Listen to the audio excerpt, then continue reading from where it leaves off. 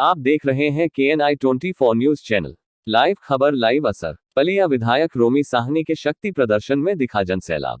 पलिया खीरी, जिला लखीमपुर खीरी के तहसील पलिया क्षेत्र के अंतर्गत आज पलिया के विधायक रोमी साहनी ने आज पलिया नगर में शक्ति प्रदर्शन दिखाया तो पलिया की जनता ने दिल खोलकर प्यार रूपी समर्थन दिया। सब लोग माला लिए खड़े थे अपनी अपनी दुकानों पर, जिससे ये देखने को मिला जनता खुद पलिया का चुनाव लड़ रही है और रोमी साहनी को खुलकर समर्थन दे रही है तथा शक्ति प्रदर्शन में क्षेत्र की भारी संख्या में जनता महायुद्ध रही।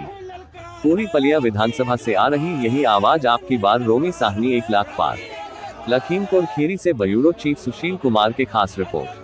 जीत गई है, जीत गई है, हमें कमल खिलाई है, हमें जीत गई है, हमें कमल खिलाई है, हमें जीत गई है, हमें कमल खिलाई है, हमें जीत गई है, हमें कमल खिलाई है, हमें जीत गई है, हमें कमल खिलाई है, हमें जीत गई है, हमें कमल खिलाई है, हमें जीत गई है, हमें कमल खिलाई है, हमें बसे हैं आंखों में,